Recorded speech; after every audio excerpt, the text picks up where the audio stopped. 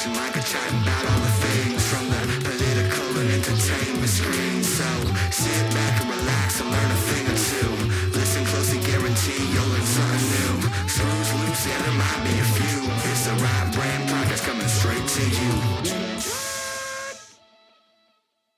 I have a question for you guys. All right, for sure. What is it?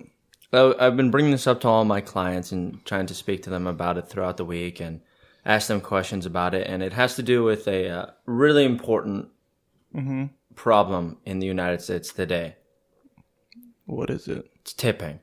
Who the fuck still tips? I'm confused. Do you not tip? No, of course. Okay, I was going to say, because we've gone out and you tip well. Yeah, we all tip well. I always tip, but I tip because I feel like I have to. Right. No, 100%. But I was thinking about it, and I was trying to contemplate it. The idea of tipping, and it all stems back to my barber shop, right? So I prefer to go to like a legit barber shop with warm shaving cream, towels, the whole shebang. Yeah, Dude, it's fucking nice. It's very nice. It's so it's a good. luxury. Yeah, you guys been to a I've legit paid barbershop more like for that? a slightly inferior haircut just because they got the warm towel. And they have that, if you've ever had, where they like ball up their fist and they have like this machine on their wrist that vibrates. No, I missed that. There's I these missed dudes, that. affiliated barbershop in Santa Ana. They do that. It's good. If Yeah. you're going to go to like a nice event, that's a place to go because they take care of you. I go to this barbershop in Los Al, actually, called Old Traditions, a gentleman's barbershop, and they do that same thing over there. Shout out to Dave if you guys are ever out there, get a haircut with him. But Yeah, I'm I'm limited also by like the ethnicity of the specialty of the barbers. That's all, right? So it's a unique and it's affiliated. Yeah, They're the only ones I trust in like Orange County. right. Well, I go there and they charge $25 for a haircut, right? And it's a little pricey, I think, for a haircut. I know there's some people out there that are like dropping like $50, but that's a little crazy, right? Yeah. But I notice every single time I go there, I tip them $5 every time, Interesting. right? And I feel like that's kind of across the board. I feel like everybody tips their barber $5. I tip to the next 5. Yeah, Right, exactly. exactly. Yeah. You tip to the next 5. Sometimes maybe if it's like a holiday or something special, you might tip a 10, but that's Right. not that often. You're usually going to tip to the next 5. Of course. And so really I'm paying for a $30 haircut. Yeah. Of course. Yeah. I'm really not paying for a $25 haircut. So it's just, why don't you just charge me $30 for the haircut and put up a sign that says no tips? Yeah. You know what? Honestly, I feel like. Okay, so for barbers, it's a lot harder to talk about just because, like, at that point, it's like the service itself is Right. what they set it at, and then tip at that point is just out of goodwill. Right. But like It gets a little different when you get to like servers in restaurants. exactly. But I feel like it should be the same thing as well. Like, I hate the idea, there's this thing going around on Facebook, blah, blah, blah. When you don't tip, the server gets taken advantage of because the businesses are not going to pay them out. For people who don't know, people who work on tips get a tip minimum wage, right? Which is like $2 or something, $2.75 to $3.15, anywhere in there, give or take. And then the tips are supposed to pay out the rest to minimum wage. Yeah, exactly. Yeah, if they don't make enough tips, they have to be paid minimum wage. But they can if they get tipped enough, they can just pay them like a couple bucks an hour. Yeah, no, it's weird. It's like, why should it be our problem to make sure that they get paid well? Shouldn't it just be the establishment itself giving them normal minimum wage like everywhere else? Right. Well, I agree with that. And I think what is even a bigger problem is I don't want to do math when I am eating. I feel you. And I feel like it's weird. It's like the people that are working for tips, they're trying to work for a tip instead of just doing their job, which is to deliver food and make food as best as possible and get paid a good amount. Yeah. And plus these businesses, like if everybody were to not tip, those businesses are probably not going to pay them out until there's like a strike. Yeah. So, I mean, yeah, there's a definite there's definitely a conversation to be had about like just how good is it for the servers. can you get a little bit closer? Yeah. So I think I think it really just depends. Like, I actually love tipping culture, but I love it in the same way that, like, I love hip hop culture, but fuck Lil Pump, right? So like, I love it when it's good. So like, I love tipping when it's for a good reason. When I go to my barber, right? Like, I go to A Unique, amazing barbershop, and going there since I was a kid. Costs $16 for a haircut. For a really good haircut, I always pay $20. I don't think I've ever paid $16 since I was a kid, right? I always pay $20. I normally now that I'm a bit more grown, I got the beard. It costs $25 with the beard. I always pay $30. You get your beard trimmed up at the barbershop? Yeah, just did. Yeah, looks. Yeah, this is more than a week old now. I've never done that. I've never had my barber touch up my beard. True. Here's the thing, though. A Unique doesn't do all the like shaving cream stuff like that. But I mean, it's also because they work with like usually like coarse curly hair, which you get ingrown hairs if you go too close of a shave. So, but that's just. But like in terms, what they do really well, and I love paying them $30. And here's my thing. With your hair is always looking fresh. I appreciate. I'm just saying, it's looking fresh when I get it cut. Thank you. It's always looking well. It's because I go to them. They're good, and like. I would say actually, I don't think any of us have like bad cuts when we get a fresh cut. I think Orange County Barber's like my favorite, man. You can get some really bad ones elsewhere. Orange County has some good barbershops, but I fucked up and I went to the barber school one time. Don't do that. Yeah, save some money. No. I know. I did it. I thought like I'm gonna save some money and I'm gonna give him a simple haircut. I was just like, give me a 2 all the way around. The only time I got a decent cut there, it wasn't even good. It was like a $10 haircut. But here's the thing. This isn't me exaggerating, so I know I could do that. They took 2 hours and 40 minutes. They had to bring 2 teachers to help this dude cut my hair because he had never seen black hair before. Oh, no. And he was trying to learn. And they were like, cool, it's a learning experience. And one of the teachers was a black woman. And she was like, oh, this is like, I do this all the time. Let me show you, right? And he just wasn't getting it. He was like, do I go? She's like, it's the same thing. Just hold it like this. And he just wasn't figuring it out. It was shitty. But so on the issue of tipping, right? I think barbershop is actually an example of where it's a personal thing, I guess, but like I personally love tipping at the barbershop because my barbers have known me since I was a kid, right? Like they saw me when I got my first car and they noticed it. Like it's a very personal relationship. The dude who runs the company, like I know him. I've seen these guys since forever. Yeah. It's a place, you go there, you're comfortable. They tell you like, yeah, just come kick it while you wait in your cut. Like they're nice guys, right? So we have such a relationship that like they know when I come in, I'm paying $30, right? So they also sit me down. They take a little extra time. They work with me, both because we know each other and because I'm going to pay them well. It's personal. It works. The tip is almost an incentive on top of the fact that we have a good relationship. That's cool. The example I gave earlier was like the issue of moon shadows out in, I think it was in Malibu. Yeah, Moon Shadows. That's a restaurant? Yeah, it's a restaurant in Malibu, and it's mainly supposed to be like seafood and I think like Italian food-ish. First of all, not good. Like not good. I remade the same dishes later, and I like had a 10 out of 10. This is not even like this is way better than Moon Shadows. Well, that's right because you're a cook and you know how to cook too. I appreciate that, but also Moon Shadows is very like it was not good. Like your mom and pop restaurant is better. The thing is, it's on the water in Malibu, right? But here's the thing: bill comes out with the tip to $136. Actually, I might be tripping. I think it was $136 for just the bill because I think I walked out paying $160. Whatever it was, I paid. Oh yeah, that's a big tip. Right. If you're ever over $100, that's a big tip. I go percentage, and I know this dude's working in Moon Shadows. Like they're expecting him to make his money off tips. I'm gonna tip him, right? My issue with that came though up is with the percentages. I don't know, man. But here's my issue, right? No idea. Yeah, because that's the thing, right? He is not that he did a bad job. He was an amazing server, but no matter what he did. There were dishes that are $20 and there were dishes that are $45. They take the same amount of time to make. They're the same difficulty bringing to the table. It's entirely happening in the back kitchen. Now, if they're sharing tips, getting tipped way more. Right. If they're sharing tips with the kitchen, that's a whole other thing. Where like it's better than not, but is it good? And in my opinion, no.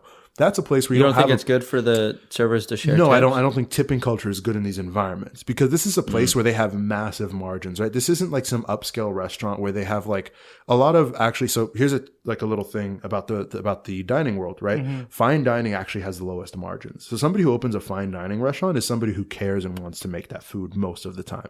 It's not because they're trying to make more money by charging more. McDonald's has massive margins because they're pumping out a bunch of shit, right? The guy who's making you like this like beautiful salmon dish that they have to toil over for an hour, right? That's an hour of like a quality chef's time, multiple chefs in most cases, right? That's a dish that like what? They're going to charge you $25 for salmon they paid $10 for it. They're not going crazy, right? All those ingredients, the time, it adds up. But a place like Moonshadows is making high margins. They're doing it. They're making that kind of money because they're on the water. That's the environment, right? It's the place you go for a special day, right? Yeah. To celebrate or to, it's for something important. When it's somewhere people aren't going often, when it's not a personal like feeling or personal relationship you have with the employees and the management, I don't think tipping should even be a part of the process. And I think a good business and somebody who wants to run the business well should know we don't have a lot of regulars here. This is a place for people to stop by once a year or once or twice a year, right? We shouldn't accept any tips here. We should pay our servers much more than we're currently paying because we can definitely afford to do so. Like that should be the process. Right. Or even just have a no tip policy. And for people who are coming on the regular basis, they will just tip. Yeah, I should clarify. A no tip policy is perfect. Yeah, for that exact reason. They can choose to. Yeah, again, like with your barbershop. If a barbershop had a no tip policy, I'm pretty sure you'd still tip your barber. Right. Yeah. I would still tip my barber if there was a 100%. no tip policy. Yeah. But it would almost carry more weight. Right. Because yeah, you'd be like, I I'm went not out to eat at that place with you and your girl that one time when we went out to that one spot. And, Mike and I both, we had some cash. We were going to tip. Slid the lady the cash. That was it, right? It was like, hey, this is for you. But it would carry more gravity if it's like you weren't obliged to have to tip. Yeah. Because it's like almost like, okay, what does it even mean anymore? Right. Like I'm not telling you good job No, anymore. I'm just tipping you. Please live. Right. And also the reality that Please be able to live. Right. See, that's the thing, because the reality is most people who work these jobs are well below the poverty line in most cases. And if that's the case, then you're dealing with like a number of folks who have to do whatever it takes to get that tip so that they can pay their bills, so that they can get by, right? They're not doing it because they want to take that cruise. They're doing it because they want to pay their fucking rent. And if that's the case, they shouldn't be in a position where they have to deal with the immense number of shitty customers out there who take advantage of that. Because there's some people who get off on making people feel like shit, and they exist, man. We've all seen them at restaurants where they just like treat a waiter or waitress like shit. Like they make them go back and forth over nothing. They threaten not to tip openly to scare them, right? Just remove that from the equation. Pay them a few more an hour. Yeah, they'll lose a few bucks, right? In that particular case, but overall they'll be comfortable. They'll be able to plan their finances more easily. It's just a better process, I think, for everyone. And then again, like when you're a regular there, it's not going to be a problem because you're going to be going there all the time. Right. I go to this juice bar. I can't name the location because they give me free shit all the time. Oh, okay. But I go to this juice bar and they'll always give me like free coffee all the time. Right? I'll go and I'll order a juice and a coffee, and the coffee will be on the house, and then I'll pay for the juice. Right? That's nice. It's very nice of them, right? But I'm going all the time, right? And I work nearby, right? At the local gym. So Is it's that like, the spot we went to? yeah, I like that place. yeah. It's really good. It's really local, Right. But they have a tip jar, and I actually give them a decent amount in the tip jar, and they're making minimum wage because it's not a tip job. Right? And they're not making tip wage because they're not really making tips. The tip jar is just like for fun. It's for added. But I always tip heavy there because every single time I go, they're hooking it up fat. Right. And so they give me like, I'll drop like $2 in there, $3, which isn't a lot, but because it's a tip jar, it's like those adds all up, yeah. those all add up. And go straight to them. And it goes straight to them, and there's no paying out people to hit minimum wage. Right. I feel like that has way more importance to them than, I need to hit minimum wage before I make anything else. Right. Also, I think usually we're talking about like food service when we talk about this stuff, right? If that's what we're getting into, then there are a lot of also like the underbelly of the food world is restaurants that refrain from paying their servers tips, right? And they exist. And it's well known among those keep who work the the tips? They'll either keep the tips, they'll split it between all the employees and the owners at times. Yeah. The owners will just not give it to them. And even when it's illegal, right? Even when they're paying them tip wage, even when they're paying them like $2.75 an hour, there are places where they just won't give it to them because it's a small business. Those people aren't going to find other jobs. Horrible. It barely pays their bills anyway. So they're thinking like, well, I can't really go after this person while looking for a job and taking them to court. Like they just don't have that option. See, right? not paying. You just put too much power in bad people's hands when you allow that. If you're an employer and you're collecting, if you're splitting tip and you're collecting on that as an employer, you're a piece of shit. Absolutely. Right? I'm completely okay with the tip being split up between like busboys and chefs. Right. Because they have an equal part in how the restaurant is operating and how good the service is. Right. Right. Because the busboy is to clean the tables, you can get seated on time, right? Right. The server has to make sure that you're happy with drinks, and then the chefs have to actually prepare the food so that you're also happy, and it's all based together. And so I'm okay with that being split up. But if you're an owner, it's collecting tip, fuck you. Honestly. Also, regardless of the situation, people are doing work, right? There are people who are working. So even if it's at like, so in the examples of like freebies, which are also a thing in almost any industry, right? Where like an owner has friends to come and eat for free, or you have a barber shop where you let people get cuts for free or whatever it is, right? That's where another place where I think, again, tipping is cool, right? Because it's an example of like, Josh has a food truck and he's letting me get free wings. My expectation or his expectation is that I'm going to be like, oh, cool, free wings. All right. Drop $5 in the tip jar for this dude, right? Yeah. Right. Because Essentially, you're paying for it, but it's like way cheaper. Right, yeah. I'm either not paying or even overpay, right? If you're in a position where you work in like a different type of environment where like you and your friends are more comfortable, where you're all like successful entrepreneurs, the expectation at that level, again, for those who run business as well, right? Like in the restaurant industry, people give comped meals to friends and family all the time, right? Yeah. But that's when servers have a good fucking night because servers love that shit because you're going to give people, you know, $100 in food that they're getting for free. They're going to tip like $40-$50, if not 100%. more. In some cases, if they're really cool, they're going to tip more than the meal was originally worth because it's not the pay that was the issue. It was the courtesy of their friend who owns the place going, hey, I got y'all tonight. Yeah. Take care of my servers, right? That's how it's supposed to work. Right. But I think over time. It's like at a bar when you get a free drink. Right. Like the idea is like, hey, you've spent a ton already on drinks. Right. Here's some free rounds, essentially. Thank you for the tip.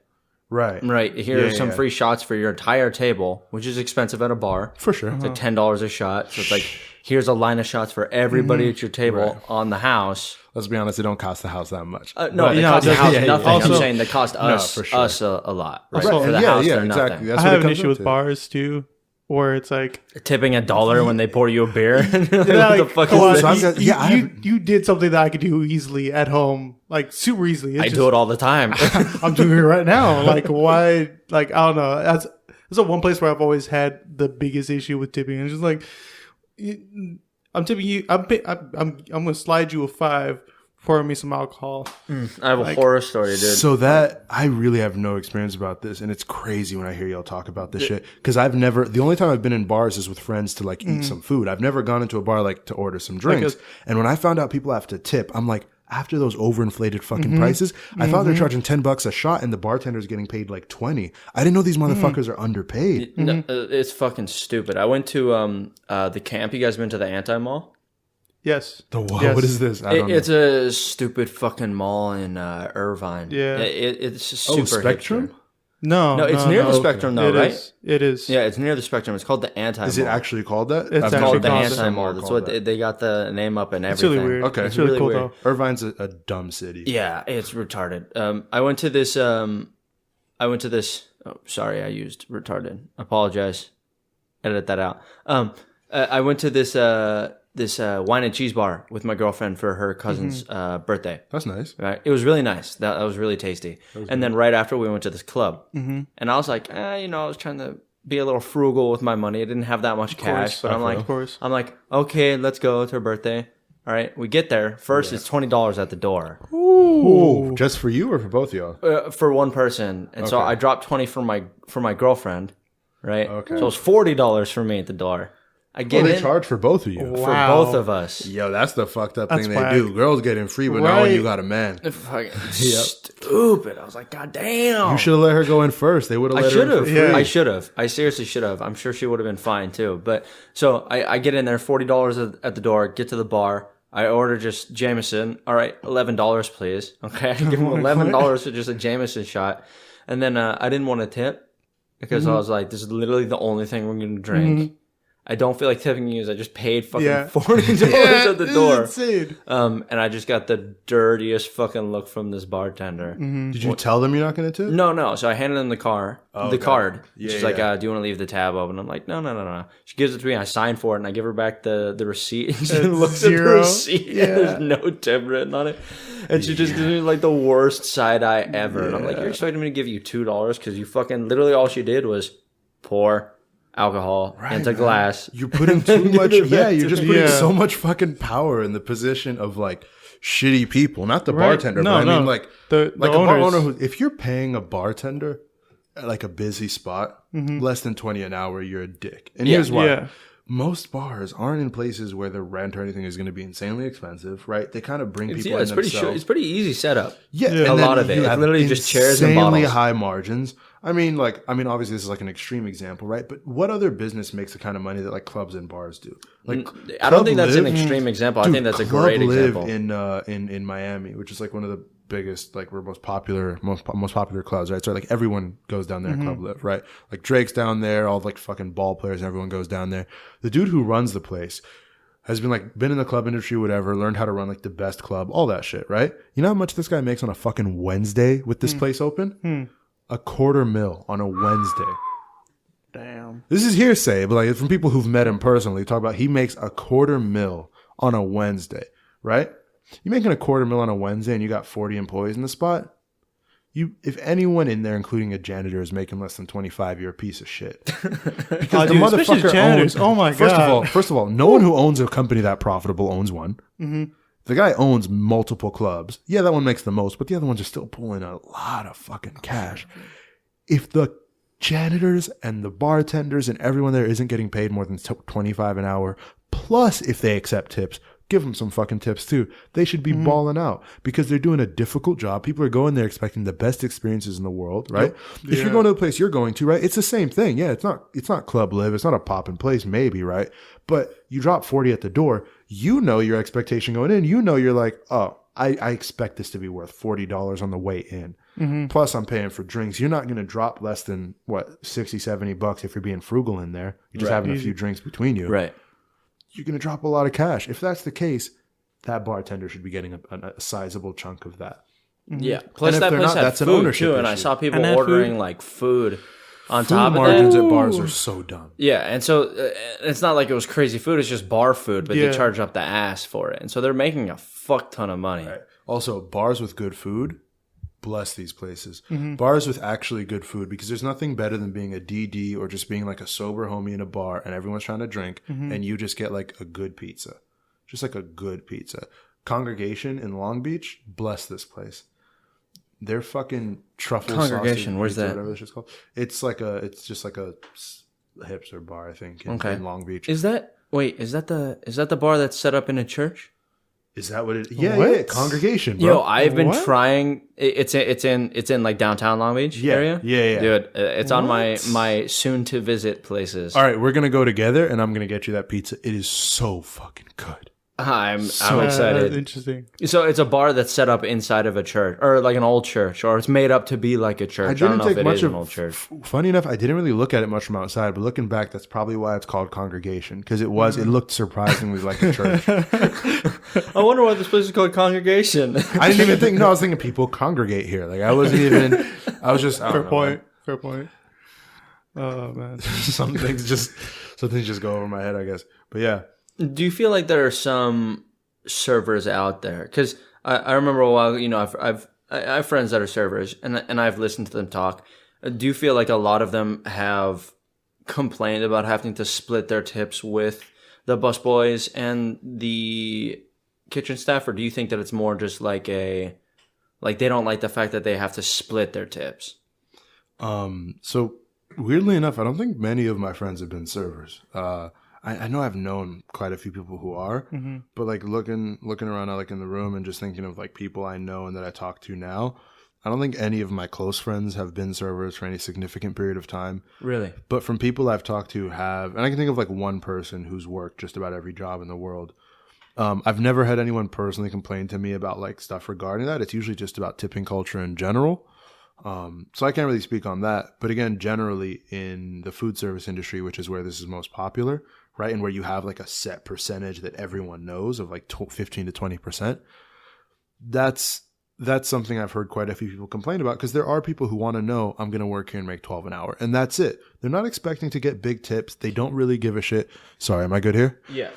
They know it's not coming for most people, those massive tips, right? Even if it comes at some point, it doesn't offset the massive losses from just getting a good wage, right? I think overall it's just better for everyone when there's a set wage. It helps everyone plan their finances, right? It helps the waiters figure out, or the servers and whoever figure out when and where they're supposed to be working and how to make things work, especially if they have multiple jobs. It helps the owners of these venues figure out how much they're paying each month, right? All of that is just like I just don't understand how tipping culture is still so popular when it seems better for anyone who has like good intentions to just do away with it. How many people do you think actually tip 20% or more? I can't speak on that. I don't know. People I know do, but I mean, people I know also are like decent people, and I meet too many people. I've met way more people that are on like the bad side of things. That just are like, not that they're bad people, but just like, you know, don't give a shit about other people. Don't look out for others' interests on a regular basis. Most people I'd call my close friends now, every time we go out to eat, they're tipping high. Every single one of us are. If someone does a good job, they are. I've been with friends who are like, we're not tipping. And it's for good reason. It's because the person's being actually shitty. I've been at places where the waiter or the server, whoever, is like not being real great, but you can tell they're stressed out and they probably got other shit going on. And we go, let's tip them fucking higher. Maybe Do you know help one them place out. that I think is ridiculous that we tip is valet. Oh yeah, valet. Valet parking, because Same they thing as fucking bars. charge like $20, $30 an hour to park. Like I went up to the spot in Laguna, right? Ouch. And they had valet there, man. and it was $20 an hour to fucking park. hour? What? An hour. It was my What? birthday. No, I'm sorry. It might have just been $20 flat. I don't know how much it was, but it was Probably 20 flat. If it's expensive. 20 an hour, I don't know where the fuck you were. It was That sounds amazing. expensive. hope. And it was like the That's heart. still a lot. It was like the heart of Laguna. Luckily, my dad paid for it because it was our birthday. He was like, "Don't worry." I'm like, "Thank you very much." And I asked my dad, "Should I tip him?" And he's like, "No." Yeah. Yeah. He's like, "They're charging you up the ass for parking." Here's Fuck that. here's the fucked up thing though, right? My cousin has done like some valet jobs quite a few times, and from what I understand, it's also a weird place where like it's really hard to regulate an industry like that because it's a moving business in most cases, right? A lot of times you have valet Really? like you have valet agencies where like a club will be like they'll know their busy nights. They're not gonna have valet every night that they're open or yeah, that's right. or the Yeah. same type, right? They know Saturday nights they need it. So they reach out to like an agency that has people come in. And they usually do a lot of temp work, right? They know when busy times are. So there's a lot of like there are companies who specialize in just going place to place, setting up the booth, doing valet. I know one spot he worked at, they would do valet. Like it was a pretty nice place, but there was just no parking in the area. People would give their cars to valet and they didn't know valet was taking the car into the neighborhood nearby. It was like a nice neighborhood, right? But they were like parking the car. They were parking the car in the neighborhood nearby and running back to the valet to get the next thing. And they had like a few people cycling through doing that, right? Because there was nowhere else to park and it was just to make it easier on the patrons there, right? So it's a really weird thing where you don't know if you're dealing with a legit company or a weird one. And in some cases, people actually are getting paid nothing but tips and the money goes straight to whoever runs the company. So that's a fucked up one because you might have been paying $20 for parking and zero of that went to the guy who parked your car. That's pretty fucked. Right. But again, if that's the case, that's not on you to feel shitty about, but it's just that needs to change because it makes everything easier. If you know they're going to charge you 20 for parking, you're not going to be like way more surprised to find out that they're charging 25. And if 5 goes to the fucking like valet dude, good. Like just do that, right? Or if they're expecting you to tip or like whatever the process is, just charge it straight up and divide it up. You know, they're parking like probably 10 cars an hour, right? Chop off 5 of that every now and then and they're getting good money. Like it's really easy to make these things better. I think it's just a combination of like laziness and just bad management overall. Do you guys like scary movies? Of course, I love love scary movies. I know it's like completely different than what we were talking about. No, go for it. But I watched this fucking super scary movie. I know some people said it wasn't scary, but I don't know if you guys seen Hereditary. Oh yeah, I've never You saw that? Yeah, Oh, fucking so good. What did you think, Josh? Suspenseful as hell. Again, personally speaking, I don't think it was. In my perspective, it wasn't much horror, but You're more fucking stupid. Shut up. but more psychological to the point where I was No, just no, like, no, no, it was no. creepy. No, It was dude, for sure creepy. okay. Saeed, I'm going to give you a little bit of a quiz here. Please, I've never even heard of this movie. Okay, I'm going to give you a quiz. Now, Please. you tell me horror or no. Okay. You wake up in the middle of the night. Yeah. Go ahead and, if you're listening. Already, if I'm You waking up in can, the middle of the night, everything's scary. I'm dead serious, bro. I like to think I take my fears head on, but when I wake up in the middle of the night, every fucking thing is scary. You wake up at 2 a.m. even like going You know to the that bathroom shit and taking toilets a do piss. sometimes where they like self-clean randomly when you haven't used them for a while, where they yeah, kind of yeah, cycle it's like through. So yeah, Sure? so my new room, because we switched rooms, Yeah. I switched rooms with my sister, and like she has like an ensuite, and so like my new room now has like the bathroom in there. And so you can hear anything happening from the bathroom in the room. And so I constantly will hear, like if I wake up at night, I'll probably at some point hear, I know 127% it's just a toilet, right? But in the middle of the night. I get up and I check that shit, no matter fucking what. So yeah, everything is scary at night. That is horrifying. But all right, so it's the middle of the night. Your sister. Spoiler alert for anybody who's not seen Hereditary. I'm just gonna put that out there right now. I'm not gonna watch it. Go for it. Spoiler alert! Spoiler alert! It's been out for a while. It's been out. It's out of theaters at this point. You got me it. looking behind me right now too. Yeah. But if you're listening, close your eyes and just imagine it. Okay, go for it. So it's the middle of the night. Your sister has just recently died, right? You were driving home. She sticks her head out the window, and a telephone pole cleans her head clean off. Jesus, And that's so and bad. it's your fault because whatever was happening at the time, I won't give too much detail, but whatever was happening, it's essentially your fault. Right. Okay. So you're dealing with guilt. You're dealing with a lot of guilt. You're dealing with a lot of trauma. Yeah. And you're laying in bed. This is just sad now. I like my sister. I wouldn't want this to happen. You wake up in the middle of the night, and she's standing in the corner looking at you. And her head slowly tilts down and rolls off towards your bed. I kill Creepy. myself. Horror Creepy. or not? I kill Horror or myself. not? Is that horror or not? Creepy. I kill myself. That's so Okay, scary. so that is Creepy. So come on, Josh, dude. That was so fucking that scene in that. That's not horror. That is the scariest shit. Yeah, but this is also a dude who I tried to like fuck with him once when I made orange chicken, and like I made one of the chicken was just a deep fried jalapeno with seeds and all, or not jalapeno. you I'm sorry, habanero. It's habanero. It was a habanero, and I wasn't trying to. Yeah, you're laughing out. Here's the fucked up part. I wasn't even trying to trick him. I know he likes spicy shit, so I give it to him thinking, "Oh, this is going to be a challenge." He goes, "Wait, this one?" I go, "Yeah." And before I can even finish describing it, took that shit down. Whatever. he ate a didn't whole flinch. fried habanero, just Oh. nothing. Nothing. No heartburn. He didn't move. My He didn't bowels say are I anything. think there's Fine. something wrong with your stomach, Josh. It's It's his whole body. He doesn't feel things. Yeah, no, it's 100%. No, he that. doesn't feel pain like people. Like, yeah. You'd be a great MMA fighter. I would, but I'm fat.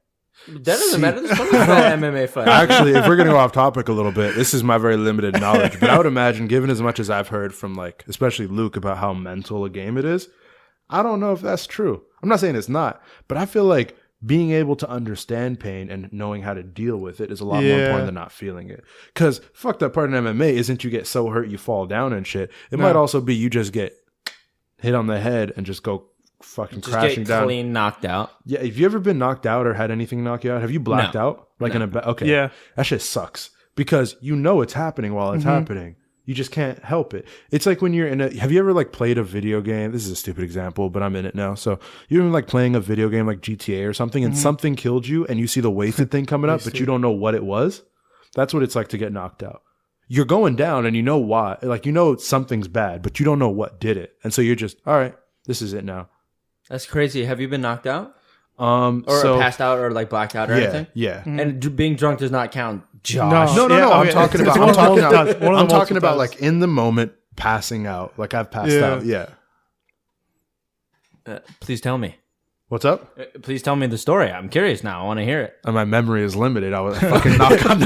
knocked out. It wasn't. I wasn't fighting. I wasn't fighting. It was like I'm saying fucking leading around. up to it. I was a younger kid. I was fucking around with friends. I don't even know exactly. I didn't like knock out and pass out for a few minutes. I like kind of fell and got back up. So I never fully passed out. But I'd like knocked out and lost control of my body completely and like wasn't seeing right. Like I've been there.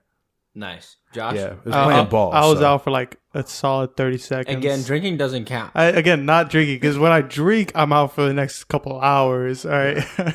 I was knocked out. Again, I was the same thing as Saed. I was Couple younger. hours, you piece of Oh, shit. no, wait, no, You wait. go out for 10 hours. Okay, now, I definitely have a story. After you're done, Josh, I definitely have a sure. story of when I was passed out before. Okay.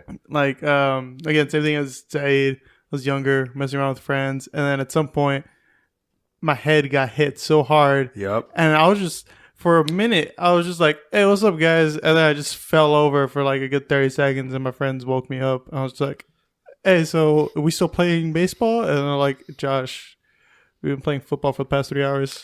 Yeah. You were passed out for 3 hours? No. passed out for 30 seconds, but I still don't remember what I was doing beforehand. I was just Before like, that I was for like, 3 hours. I was about to say Like, you're passed Well, out that's for what 3 fucks up. hours. And then over Yeah. time, maybe you confirm this if I'm just, this is just my personal recollection, but like over time, you also have less memory of it. The same way that like you lose little details, Interesting. but you already didn't. So like when I look back, right, I'm thinking about it, I'm like, I know we were playing basketball. I don't remember who I was with. I remember an elbow. This is like what I remember, and I don't know if it's because someone told me or if it's because I remember it. Nah, really, someone that like fucking punched you because they didn't like how you're playing the game. Yeah. They just saw it in the block. Like, oh, you accidentally took an elbow, dude. yeah, Yeah, that'd be funny. Honestly, fucking why not? could have happened. I do have a funny story where I've like fucked somebody up playing sports, and that was Oh yeah. Let's hear. I want to hear your story okay. first. So for people who don't know, I went to boarding school when I was in high school. I was like a little miscreant, but once I actually went there, I was really really good. It's like I kind of like shaped up, and I was like, okay, like I don't want to be a piece of shit and fucking around. I want to be like a good individual, and so. When I went, all the kids there would do. I don't know if you guys have heard of California Dreaming. You know what that is? No. It's a stupid thing where you put your arms up against the wall and you like Oh, take really deep breaths and someone pushes against your chest and you pass out. oh, Right?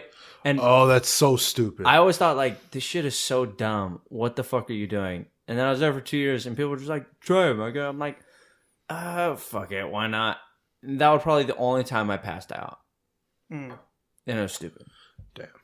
So passed out due to like drinking has never been the thing. I've never done that. No, yeah, I've but done it so many times. So this is a situation where I didn't knock. I've done it like 100 times. Feel bad for your like liver and organs, Josh. That's fucking bread for it. Josh got so fucked up that I had to carry him to Multiple times. Was it your room or your mom's room? That was my mom's. Okay, I carried him to his mom's room with our homeboy, our mutual homeboy, and who will remain unnamed for now. But like, I'm sure he'll be on here at some point and he can tell you himself. But like, if he fucking remembers. So here's what I didn't realize. He's really good at pretending not to be drunk because we carried Josh to his room and I realized, dude, he's not lifting, man. Like I was struggling with him the whole time getting him to do it. And I'm thinking, I know he's got the strength for this, but I was just getting frustrated with him, right? After we take Josh and dump him on like basically on the floor because Josh wouldn't let us get him up from the floor.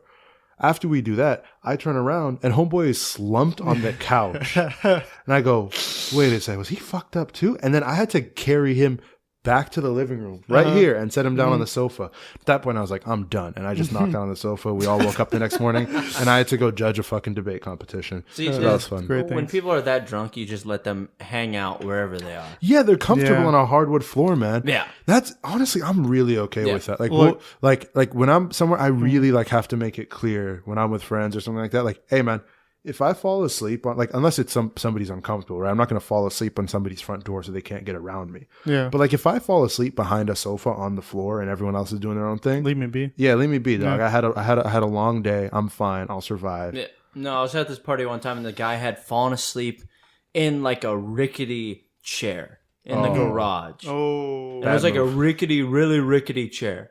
And I'm like, okay, everyone else is passed out because they don't know how to hold their liquor. I'm still like coherent. I'm going to get this guy on the floor. I didn't really know him, but I figured like I'm Right. going to do the Good Samaritan thing. I'm going to put him on the floor so he doesn't pass out and hit his head on the side of the table. For sure. Right? Yeah. And he just would not let me put him on the floor. No. I would try and grab his shoulders, like shake me off his shoulders. I try to be like, hey, come on, let's get you on the floor. Like, lay down right here. Like, fall asleep, dude. Yeah. Like, and I'm just like, okay, fuck it. If you fall over and die, it's on you. And then I just left him there. Yeah, I don't know, man. I don't know how different somebody can be when they're drunk because I keep hearing examples of this and I'm like, yeah, man, I don't buy it. Like, if you're really that different that you become a different person and an asshole when you're drunk. Not saying that he is, but like people who like just become totally different, right? People who like cheat when they're drunk or people who like fight people they definitely shouldn't be fighting when they're drunk. All that's like, you had liquid courage. You didn't become a different person. You just were able to do shit that you would have otherwise done. But, oh yeah. So the earlier thing, right? So I was 8 years old, Thanksgiving at my cousin's place. This is out in Marietta before I moved out there as a kid. I was 8 years old and his neighbor was a homie of his. My cousin was 16. His friend was also 16 at the time. His brother came by. He's either 12 or 14 years old, right? Which when you're 8, when you're 8 is like way older, right? So this kid was like 4 or 6 years older than me. I'm an 8-year-old kid, but I was like a heavy built kid, right? I had some meat on my bones. And so we're playing tackle football, And they set me up with him because he's the youngest person on the other team. And my thought process is, fuck, I'm the youngest one here. I'm going to get demolished, right? So out of fear, because I had never played football before, I've never liked the sport, still don't like it now, always loved basketball. So they pass me the ball, and I'm running, and I just see this fucking 14-year-old kid coming at me, and he's kind of a thin kid, and I see him coming at me. And so I duck down while running and just put my shoulder up. And basically he runs, and I guess like between his hip and his groin, hits my shoulder. And I fucking took out a 14-year-old, and I was proud of that moment for years because that kid had to be sent back home crying. And you sent a kid home crying and you're proud of he that? was 6 years old. He was almost twice my age, and I was a little kid. I felt really good about it at the time. But that was the closest I've seen to like seeing someone get knocked out. He got hit so hard. I don't think I've ever seen anybody get knocked out. Yeah, no, he didn't get knocked out like because you hit him in the head. I just hit him so hard, like in the groin area, or he hit me, like he ran into my shoulder, right? That like he just went down on the floor and just kind of like he was just out for a second, wasn't sure what was going on.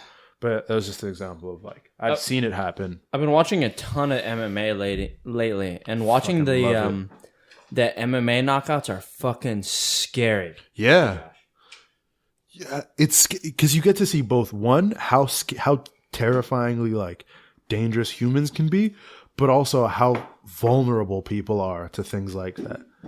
Like I think an elbow MMA to is the amazing. head.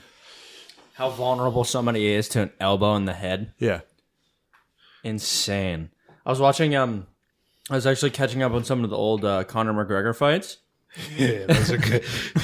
Dude, when he hits somebody with his left hand, and then they slow motion it, you literally see their whole fucking head like shift weight, like the slow motion, like brew that water makes when you drop something into it. Oh yeah, You see that in someone's head. That's fucking insane. Their whole brain. Dude, this is how I describe Conor, man. Conor in MMA, especially before he started fighting the best of the best, right? Especially when he was fighting like decent guys, and he just seemed to be a little more than decent, right? Back before he was a legend in the game, like a living legend. Because for all the hate he gets, let's be honest, Conor's a fucking amazing fighter. Well, I mean, His but you can hate him left based hand- on his attitude. But you can't hate him based on his fighting. Yeah, style. I'm not going to do that. I can hate Floyd because Floyd is a woman beater. Conor's just an asshole, right? And he's talking to dudes who are actually also assholes back, so that's fine. But here's the thing, man. Conor's left hand is a power button. Yeah, That shit's a it's like insane. you hear the window shutting down shit. Yeah, like if you see it in real time, I know in slow mo, like I love to see that shit where you see their like jaw shift. That's It's crazy. insane. It's But when scary. you're watching that shit live and Conor knocks the motherfucker out, it just looks like a power button. It looks like his fist is having better connection with their brain than they are, and so his fist hit their head and their brain went, okay, we shut down now. It just looks like they just decided to go down. He doesn't even look like he hits him that hard. If you saw, it looks Aldo, like it's effortless. the Aldo fight, Yeah. dude, the fucking Aldo fight, it looked like he just grazed him, and Aldo goes down like he just hit the fucking power button. Fucking He's a scary man. It's extremely scary. I've love been it. trying to catch up on Khabib and Conor because of their upcoming fight coming up in October. I've been trying to check out all their stuff. Yes, Fucking scary. Both of them scary. Khabib is actually just a bad person when he's like, I love. I don't mean as a human being. I mean like when he's there, Because he's very Khabib is- respectful as a person. Yeah, He's so wonderful, nice. wonderful. But I mean, there's something just inherently terrifying about a Russian Muslim.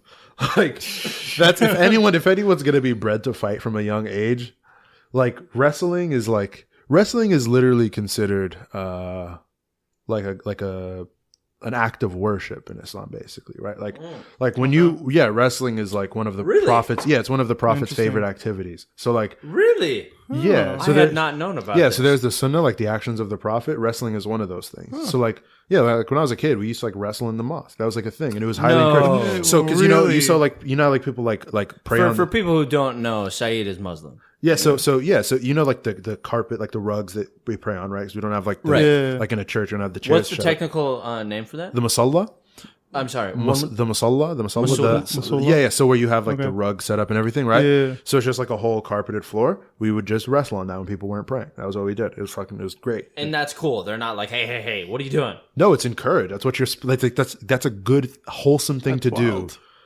That's wild. If I were to box in a freaking church, I would get my ass beat Dude, if you were by to do the priest, anything in a church but pray, by the father, No, by my this is- parents, everybody.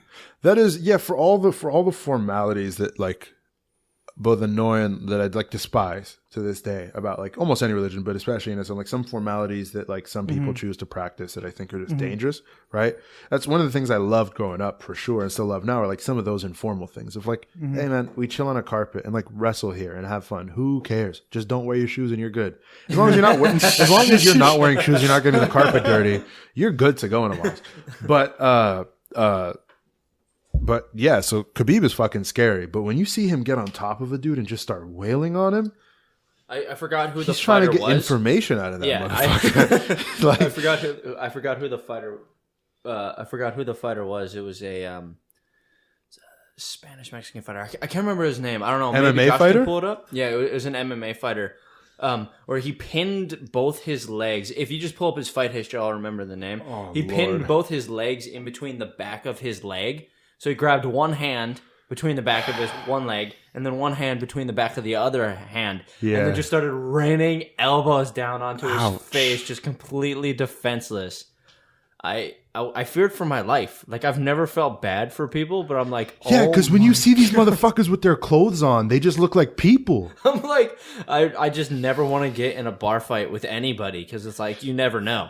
That's the thing I Who's going to hate, be the man. next Khabib? Like, he's just You going to know, pin me to the floor. you know the stereotypical like professional pickup ball player, like the guy who plays basketball who's always wearing like long socks and sandals and shit. Right. Like you know he plays basketball.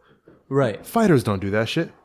They Right, they sure. wear loose fitting denim jeans and shit they can fight in, which any fucking dad wears, right? Right. You can't tell just from, like, looking at somebody. You're Unless if they're, walking like, by well- some dude who's 42 and can and they're kill not you. even always well built because some of them, it's a lot of technique. So Yeah. they just look like normal guys. They're not, like, really yoked, have If I saw Nick Diaz today, I would think I could kick his ass.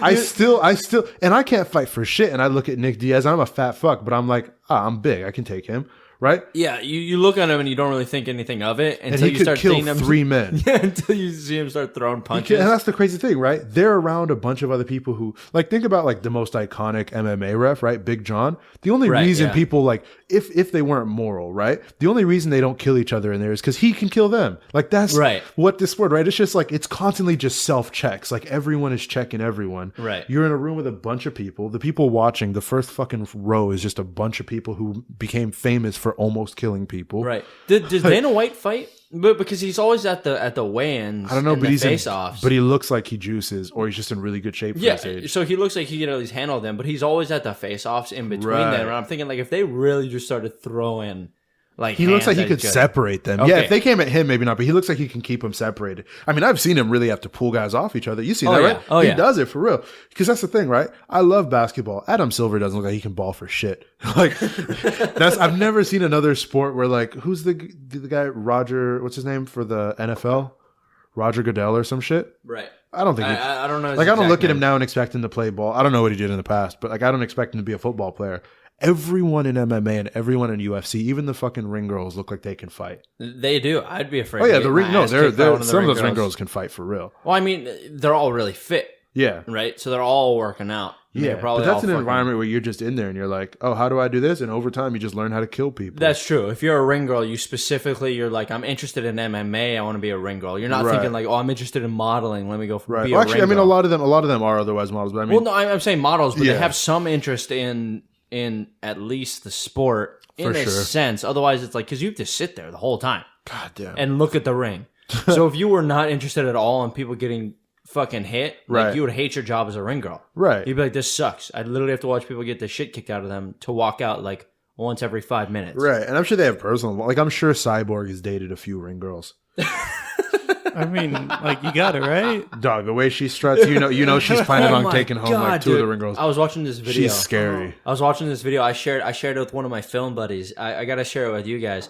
Where Cyborg is getting slapped by like one of her like side coaches or something, right? But you know, she asked him to. It was like getting her pumped up for the fight, right? So she's standing like backstage, like getting all Yeah. pumped up, and she's like, "Slap me."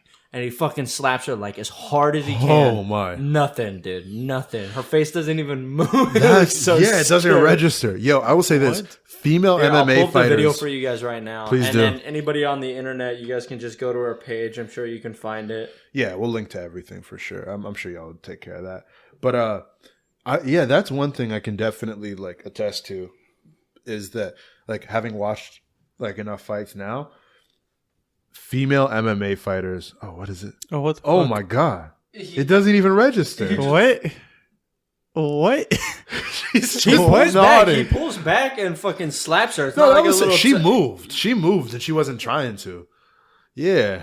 It's like, so yeah, bro. So what's good? What's up? See, And but that's Nothing. the thing. Nothing. Female MMA fighters always look intimidating to me. Dude, scary. Right? Sometimes you might think, okay, because of their size, maybe like Rose, right? Like Thug Rose, you Yo, might think. I've been catching up on all of her shit. She's fucking intense. She's nice. She's nice. Her striking is Yeah. fucking scary. I'm like, ugh. She's nice. But even then, right, you might look at her and think like size, whatever, but you still know she can fuck someone up. The thing with the dudes, I think, is like they just look like fit men, right?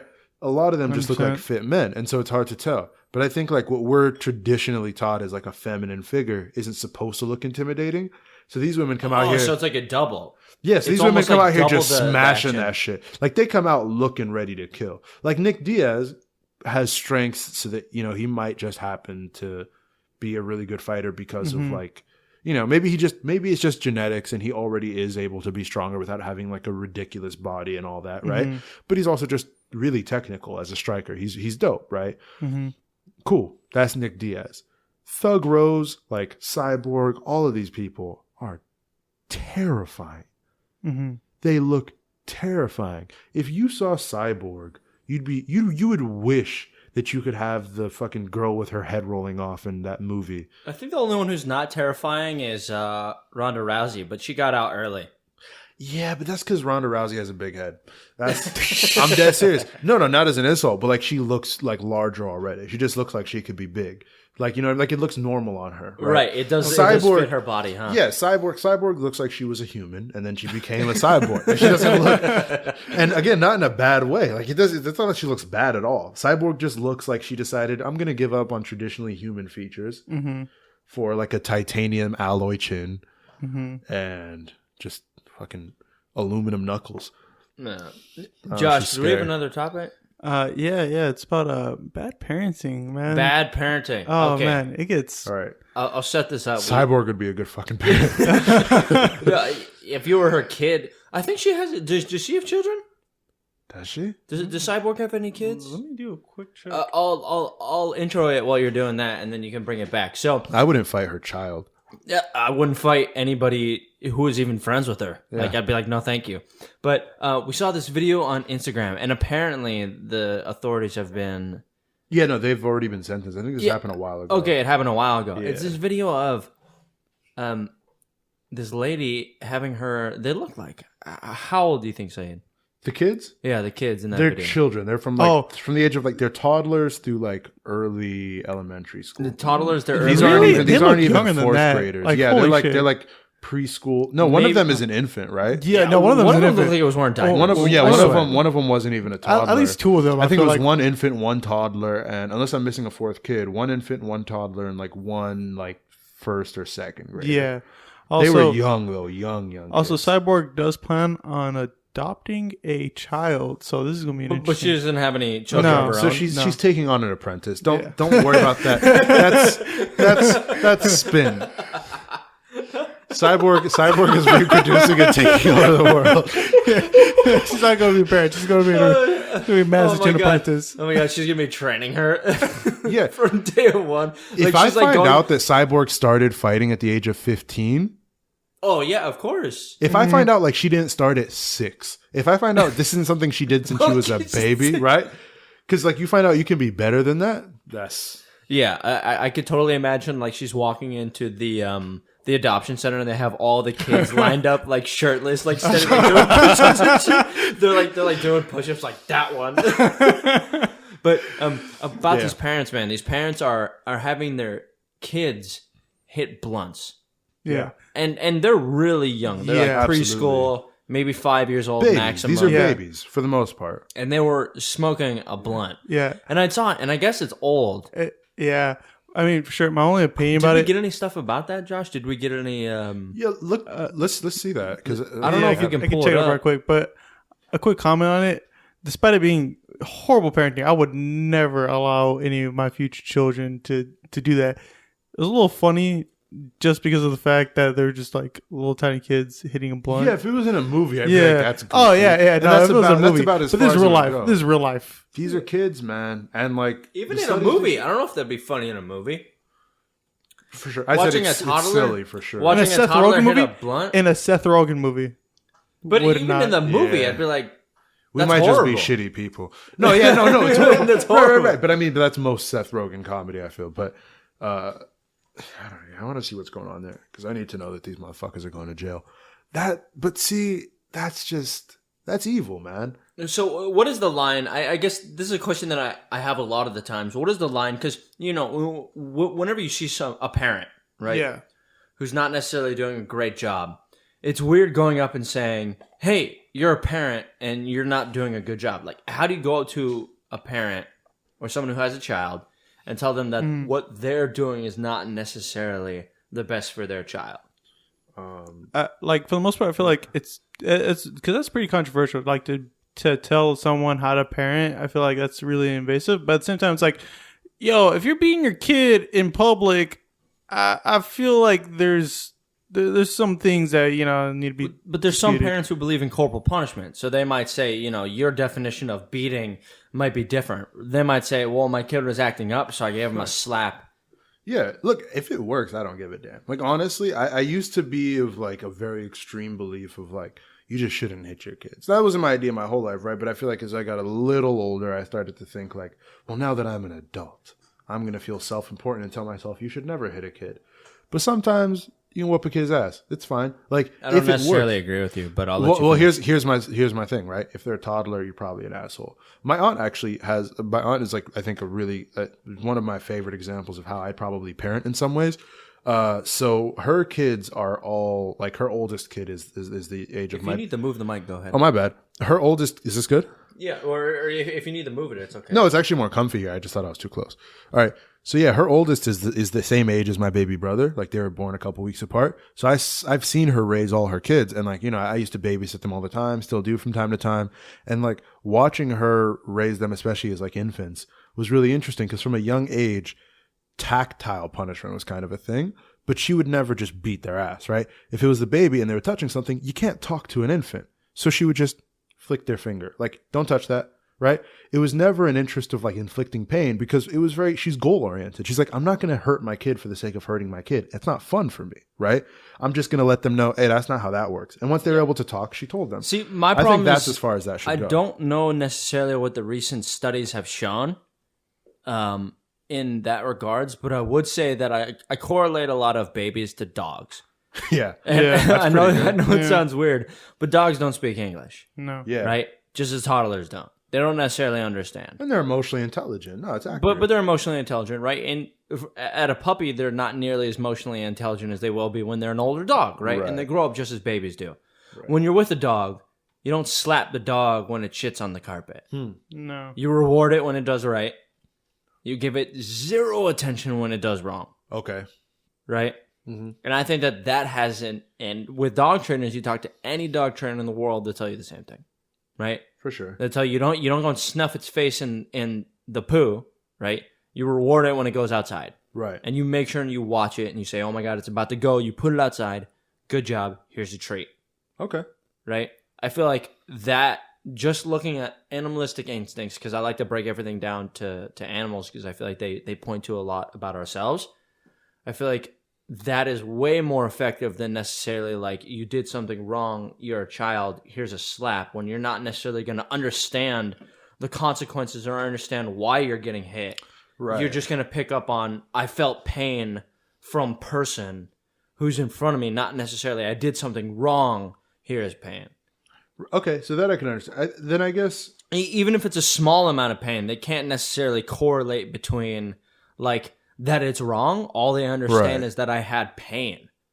Because, I mean, think about it. If you get punched in the face in the moment, are you thinking of every single thing that led up to that punch in the face? Thinking, Or why you the thinking, fuck did No. you punch me in the why the face? fuck did you punch me, Understand. dude? Yeah. Right? You're way more emotionally intelligent than a baby, yes? Right. Okay. More There's or no less. way that a Yeah, baby yeah. in that moment is putting together 2 and 2. No. And there's no way that a baby after the moment is putting together 2 and 2. No. Whereas you might. after getting punched in the face, you might go home, calm down. You might think like, you know what? That's a damn good point. I did call that guy a cunt. Yeah. Right? Right. I did call him a piece of shit, so he punched me. A baby's Right. not thinking after the fact. That's a good point, because if a baby ever does listen to what you're telling, like ever does respond to any sort of like whether it's positive or negative reinforcement, not doing it because they understand that like the severity of the situation. It's because they trust you, and so you tell them, "Hey, no," and they're going, Okay. "Mama said no." It's all based Like, on that's all- trust. Yeah, Yeah, it's all based on entirely trust. Because they all they're think doing is you're right. learning. They're trying to understand. All right, so this is how the world works. I feel. Right. Yeah, they're trying to experience the world, and as soon as you bring in like physical violence of any sort, even like a flick, like it's not necessarily that it's not effective.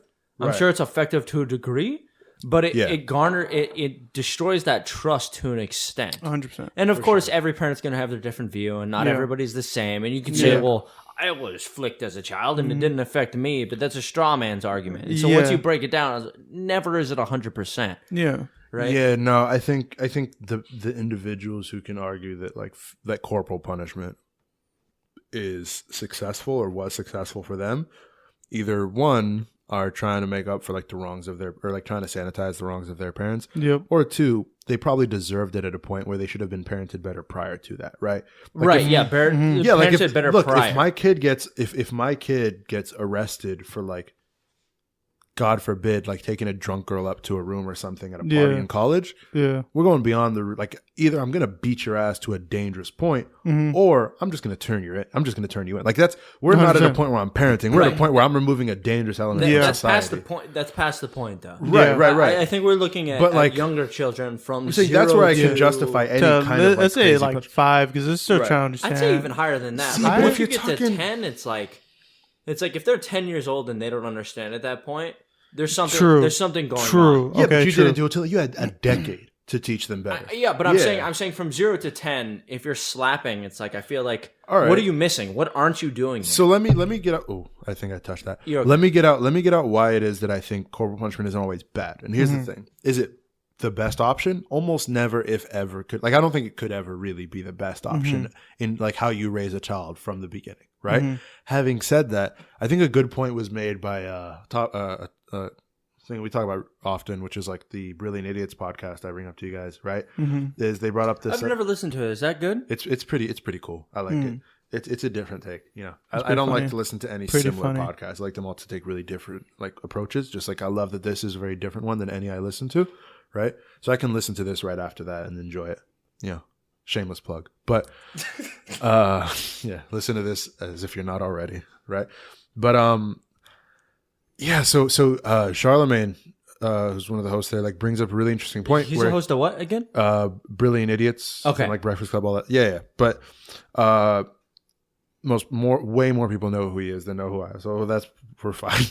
But like, so the situation there is he brought up an example of like, I think it was some athlete or somebody who talked about, my mom used to beat me and that doesn't mean it's okay because I understand now as a grown man it's not. Totally right. He's like, but the point that Charlotte brings up was he goes, yeah, but how the fuck do you think you turned out to be an upstanding citizen with a single mother who had many children, right? She beat your ass because she didn't have time to parent you properly. Now, is that accurate? I can't say for sure. I'm leaning towards no, right? But I think you can argue that in some cases it works. But here's my thing. I think one of the standout features of like what makes a parent successful is consistency, right? A lot So of if you really consistently awesome. beat their ass, it's okay. Well, here's the thing. Here's the thing. Every day. Again, one of the things, right? People adapt to their environment. Even a fucking kid is smart, man. Like the furthest extreme you can push a person to where they can't adapt to their environment normally is like what, like dissociative identity disorder, right? Yeah. Which is at a point where people usually like, are you familiar, Micah, with like DID? No, I've never heard of this. Okay, Keep so me in. people will like literally create, like it's where, you know, you've heard of like people have like a severe mental illness where they'll come up with fake identities of themselves that they'll Okay, come up yeah. with, right? So you're Micah, right? But you got beat so bad as a kid that at the age of 3 you came up with Trevor.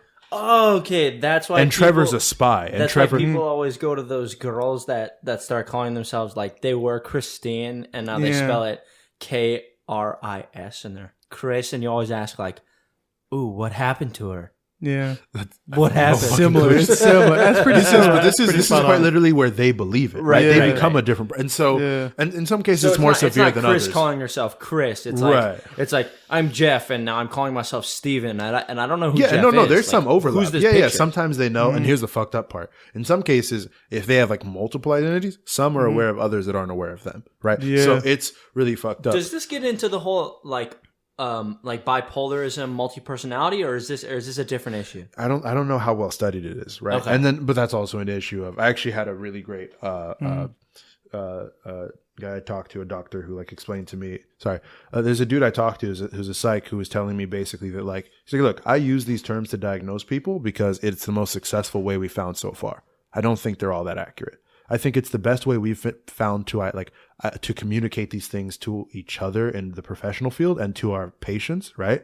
Because like in reality, to say that somebody who has bipolar disorder is significantly different from somebody with schizophrenia, like we know there's significant overlap there in both how they're treated and how they can be like exacerbated and all that, right? So mental illness is a whole other thing. I just brought up the DID thing to be like, that's what happens when somebody's pushed so far they don't know how to adapt to a situation. Prior to those extreme cases of trauma, right? People can adapt. Even kids can, right? So if you're beating a kid every fucking day, that kid's going to learn either there's a shitty person who's going to beat me or I did a bad thing and I shouldn't get beat. Not saying they should feel that way, right? But they'll learn to handle the situation. So I think I agree with consistency- that. Yes, that if you do that, yes, Right. If there is consistently involved, Right. consistency So I don't think it's involved, good, but the worst thing is a parent who only acts out of emotion. And so that's where I think if you beat your kid once, that's a lot worse than slight spankings or like, you know, like a heavy spanking once a week might be better, right? And this is just me bullshitting and like, you know, just throwing this out there, right? But from what I've seen, right, I would think that like a heavy spanking on a regular basis as a response to like the same type of activity is a lot better than your dad going, fucking had it, and ripping off his belt. of course, Oh, of yeah, course. 100%. And Yes, even if he's not 100%. hitting you as hard, the point is you see that like, oh, they're not somebody I can predict their action, right? The number one thing I think is kids should be able to predict your action to work around it. Because most kids below the age of 10 aren't ever doing anything purely to do a bad thing. If they're doing it, it's either for attention or to learn something, right? Yeah. And So I think consistency is important so that you can set up the environment for them to work. I also think that the intensity of the punishment, Right. as far as slapping is concerned, is also very, very important. Because you will see, again, sorry to bring it back to dogs, Yeah. but you will see trainers that will use shot collars with dogs. Yeah. Oh, I don't like that. That's Right. It's fucked. But if you talk to the right trainer, though, again, right, if you ask, hey, dad who beats the shit out of his son for coming home with a bad grade, you're going to say the same thing. You say, oh, I don't like that. If you talk to a good dog trainer, they're going to tell you you're not shocking them per se, but you're keeping them at an extremely low voltage. Something that is Okay. displeasurable. Okay. All right. Just like a kid getting slapped, just like a kid getting spanked. Okay. Is that pleasurable?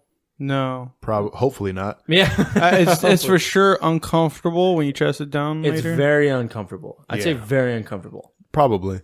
That would be the same extent of what you would do with a shot collar with Yeah. a dog. It would be very uncomfortable.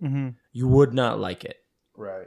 And so then if you are a dog who is doing something bad consistently and you are consistently shocking them with that shot collar when they're doing something bad and it is extremely uncomfortable, you could essentially get the same result. And that's essentially what you're doing with the child when you're slapping them.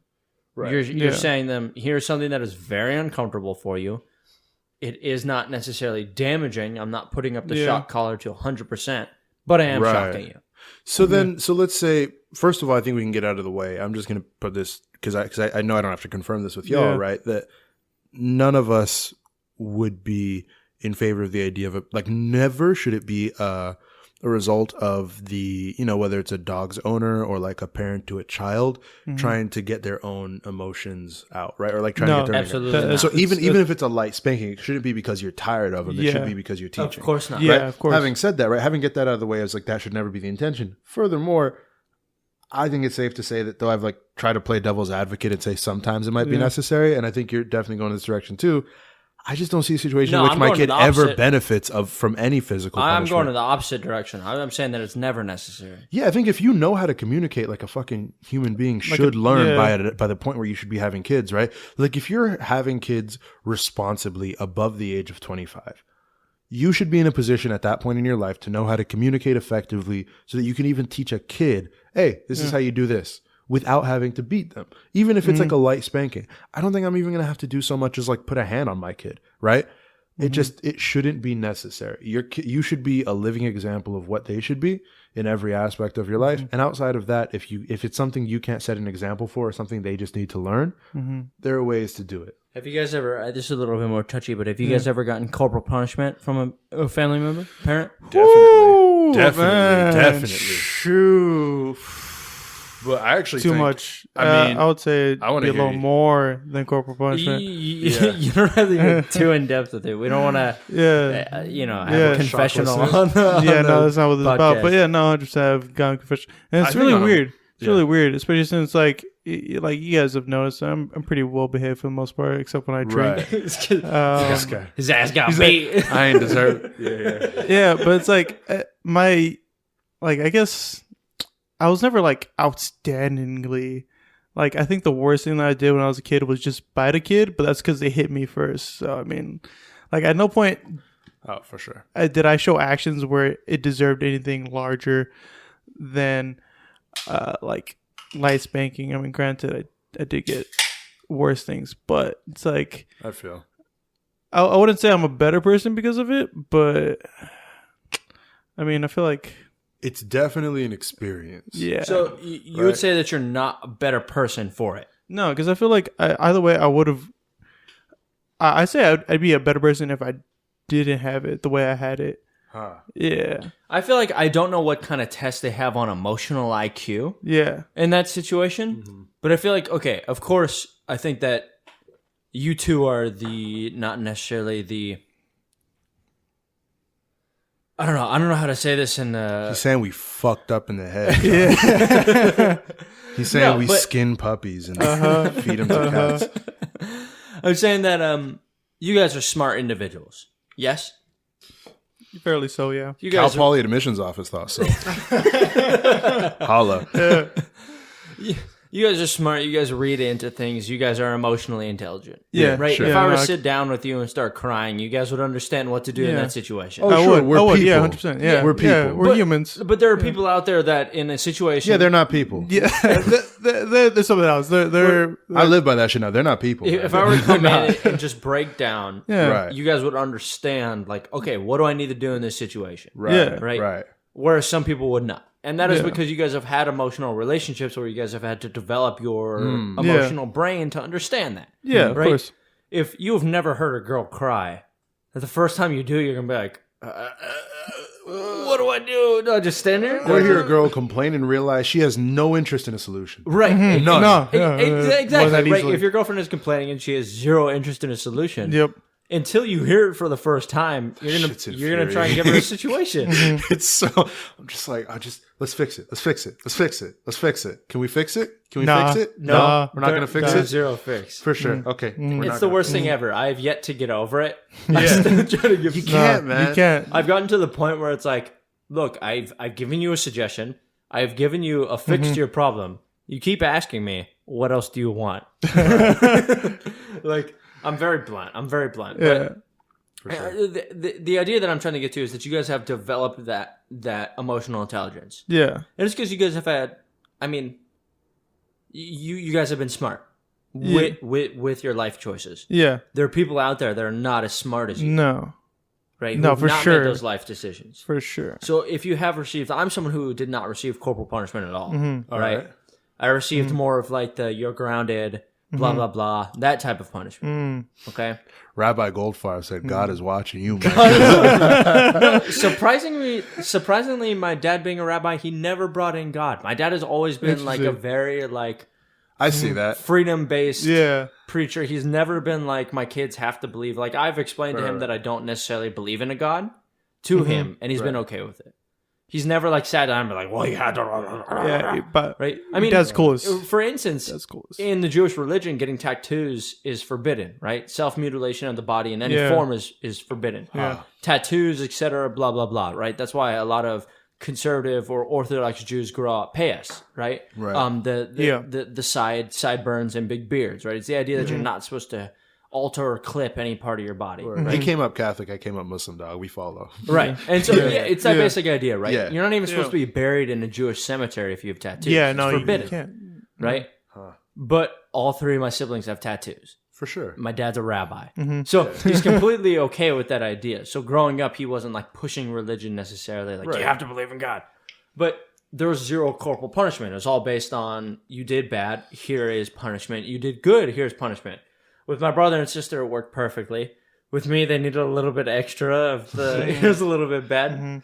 That's beyond the point, right? Were you the youngest? I was the youngest. See, that's unavoidable. That is what I've That's heard what it too. is, yeah. And I've seen that in That's other all people's you children just got as well. cushion, yeah. Because it's certain things you just don't know, right? Like it's funny because you're a little older than me, Right. But this is an By area where I like have a year, 2 years. No, I know. Yeah, but I'm saying like, I'm definitely barely. not in a position to be like, well, let me tell you what you haven't experienced in life, Mike. Oh my Right? god. But this is a situation where, like, being the eldest, right? Being the eldest sibling, there are times where my brother has no clue, right? That the situation where like my parents are approaching him with like, hey, you did this that you shouldn't have done. You're the youngest of two, right? No, I'm the oldest of three. Oldest of three. Yes, sir. Yeah, Right. and I'm the oldest So of my two. brother doesn't know if he's being punished for something. I've already been punished for him doing it. Not I mean, don't punish me. You can't. Like my parents have never really been super heavy on physical punishment. Maybe my mom when I was younger. My dad really isn't with it. And so like for my parents, usually like take this away or do that. But it's like anything I have at this point, I basically have bought for myself. There's really no punishment involved, right? My parents will approach me and be like, hey, this isn't cool. This is what your brother did at school. Or like, hey, this is what's going on. You need to deal with this, right? Yeah. Yeah, Josh, you Yeah, feel it no, too. 100%. No, If your 100%. if your younger sibling is hearing about something they did wrong, you heard it twice. Like they're coming to you like, hey, you fix this before I have to. Yeah, it's like it's coming down the command chain. And so that's a big part. That's why I think it's unavoidable because it's like I think that's built into it, into the relationship of like the younger siblings just gonna take some of that heat's taken off on the way down. Right. But it works out. What I was trying to tie it all yeah. to is that I have not received that. Yeah. I think you guys had commented that you had received that Yeah. corporal punishment. Yet I would say that some minor differences in approaches to things, we're all essentially at the same level, Yeah. right? Of Yeah. of emotional intelligence. Yeah, of course. Right. Where there might be some aspects where one of us exceeds and one of us does not, right? Et cetera, blah, blah, blah. Everybody's different, right? Yeah. Right. But we're all essentially close on the same level playing field of emotional Yeah. intelligence, right? We're not completely separated. Of course. Yeah. So I think you guys are the difference between most people. I feel like most people don't get to where you are, and that a physical abuse damages them mentally for the rest of their lives. 100% it does. And they can't get over it. I've seen that a lot, like some with my family and then some with friends too. Just like that Mexican culture. Am I right? Is it big in Mexican culture? Oh, it's 100% big. I think like it's big in any culture that ain't white. I feel like that's yeah, right. 100%. No, Honestly, any culture that's not no, middle class or higher white. Because yeah. I feel like Yes, poor white yes, folks there are you go. big. Yes, No, there you go. It's almost everywhere. Even bigger. Immigrant culture, or just Middle like class or higher? Oh, for middle class sure. or higher? Yeah. Middle Bro, class or sorry, middle class or higher. I Yeah. would agree with that statement. Yes. Yeah. No, I know. No, I've known immigrant, like people with immigrant parents who are in the 1% who beat their ass. Yeah. No, it's for sure. Like I knew, culture. like one of my homies growing up, like his dad was like it was well off and would beat the shit out of them. They had Yeah. they had several kids and they would just wail on the fucking kid, and he would get up and he'd be like, "Go run your brother a bath." Like that was it. That's just how they handled it. And they had money, bro. Like they were good, but it was like that's how you dealt with it. It was just how they were raised, I guess. But 100%, like a lot of people don't end up in the same place that me or Saed are in. Not at all. Like, because I feel like they end up in almost like a lower level of emotional intelligence. They continue the cycle. yeah, They, no, they 100%. continue the cycle, but in some cases, I almost feel like they extend the cycle. I mean, pulling it back to these ladies who are having their kids smoke weed. Oh yeah, but by the way, so correction, it wasn't actually their moms. It was a babysitter. Oh, but I mean, but I also suspected that at some point when watching the video. Yeah. There's no fucking way. Dude, But- at this but point, I can also, confirm I'm never letting my kids. be even trying to babysat by Google someone. search this, it was slightly difficult because there's still a lot of results of parents still letting their kids Oh, yeah, smoke this weed. has Yeah, no, happened. this was I'm sure that it it has was happened. slightly someplace, difficult. yes. It was slightly difficult, but it's like Speaking of babysitters, though, say don't let that ruin your chance of babysitters. Because growing up, I had some great fucking babysitters. Oh no, me too, me too. The aunt that I told you about, we met her uh-huh. because she was my babysitter when I was a little kid, and she became like my mom's little sister. Like they became really close. So yeah, so babysitters can be awesome. I mean, anyone who's we're not close to. So like if I get a babysitter, I'd have to know Micah's like, oh yeah, she or he babysat my kids like for 5 years or something, right? Yeah. Like it'd have to be someone telling me, hey, I know this person personally, someone who I already trust enough to trust someone they know. Yeah, but I mean, hey, I ain't there and I ain't gonna be there for a minute, so I Right. ain't tripping. But that just terrifies me that they could do some shit like that. Leading back, I think that a majority of people, I think they do better with the minimum effective dosage yeah, of punishment. like- Minimum effective. So, what is the most effective? What is the least amount I have to give to get the best result possible? Which is looking at it again, leading back to what you were saying earlier, Saeed, is non-emotionally, right? Yeah. Is that if you're acting out of emotions towards your child, it's going to be bad no matter what. bad. No, it's Even gotta if be you a do means like to an normal end. punishment that's not corporal, it's going to be bad. You have to look at it very analytically and say, my child did bad. Here is punishment. No matter what that punishment is, you have to look at it non-emotionally and you have to be consistent. And if you can do that, your kid should be fine. yeah, Yeah, you know what? more or less, yeah. I think there's like one really big issue with this, which is, I mean, well, first of all, can we all agree? I mean, because you talk about being like a problem kid a little bit from time to time when you were younger. Were we all the kids that like didn't do super well in school around middle school and high school-ish a little Middle bit? school, and high school, I'd say I did below not good. Right. Okay. I would say Middle school and high school, actually for the first part of high school, I was pretty spot on. I was getting that 3.6 Hey, there grade you go. average. Oh, hey. Yeah, that's how I was able to transfer out of school so often. But right. aside that, So let's say at any point when you were young, when there was something where you were fucking up, that was like one of the core things of being a kid, right? Like school is one of the core things of being a kid where you're supposed to do good, right? So I think your only job. Micah, because you definitely, like I said, you and I can agree on like having been not good at that in like that age, right? You knew before your parents had to tell you. You were like, I'm fucking up. I got to do better. Yeah, of course. You knew it, right? beforehand. Of course, I Right? knew. I knew way Doesn't before- mean you're gonna fix it. And I'll tell you why I knew, because I was fucking up before they knew about it. Yep. And so you it's don't like, want them to know. when you fuck up, you know, you're like, As if they're I just gonna fucking- forget you get a report card every year. Right. Like, Well, beyond that, even like getting in trouble in school, Right, like getting in trouble for acting out, etc. Blah blah blah, yelling at teachers, yelling at students, right? The extent of all of that, in trouble with the law, I would know way before they did, and it'd be like, I'd be like, so I'd never been there. I was always like a good kid. I just did terribly in no, school. no, 'cause I was didn't like a care. bad kid, and I did terribly in school. Oh, okay. I would almost purposely not do well in school. I remember times when I would just Really? not. Yeah, I wouldn't bring assignments in. I I agree wouldn't- with that purposefully, but it's because there was a lot of other stuff going on. But it's like for sure. I was not interested in it. Yeah, yeah, I wasn't 100%. convinced. I wasn't convinced it 100%. was worth it. It's definitely changed. Agreed. Again. Agreed. Yeah. Agreed. It all came down to that. It's like According I to was the not Cal interested. Poly admissions office, I've improved. So. Just got to keep bringing that back home. Oh, absolutely. Hey, just in case if you guys didn't know, Saed has been accepted to Cal Poly. Said Just in case. is ahead of all his classes at Cal Poly currently. I am an enrolled student at Cal Poly. Oh shit! So yeah, it was fucking bad, man. I had to write 6 pages my first week of school, and this is the reg. Like, I'm gonna be writing at least 10 pages every 2 weeks, not counting our papers. It's just homework. But you're going into political science. That's an intense Yeah, fucking honestly, it's pretty area easy. to go yeah, into. yeah. They don't grade it too difficult. So it's like it's Man says he's it's writing difficult 10 pages a week. It's like, not good. No, every couple Easy. weeks. Every couple Easy. weeks. It's yeah. I mean, I can write a lot. what is the political science stance on corporal punishment towards children? There's none. I'm all Do it, keep it in secret. Yeah, that's not. They don't really. Ideally, you don't take stances in that field, right? Like that's not something where that would be then an issue of like legislating it, right? I mean, I don't know. And how do you legislate that? Impossible. It's not a hard science. So you're not meant to come to an individual consensus. It's usually based on like, what are your goals? What are you trying to achieve? This is what worked. That's about it. Okay. But actually, yeah. So that maybe for another time, if we bring up like the issue of like research and what we're all doing in school, I actually really like my professors. And one professor that I was really told was going to be a hard ass is my favorite so far. I feel like the hard ass professors, like, okay, there's this thing called Rate My Professor. I don't know how many people actually use that. All the time. I was talking to, I have a client, I won't mention his name, but he works at Fullerton, right? Yeah. And I had asked him, like, hey, do you ever look at Rate My Professor?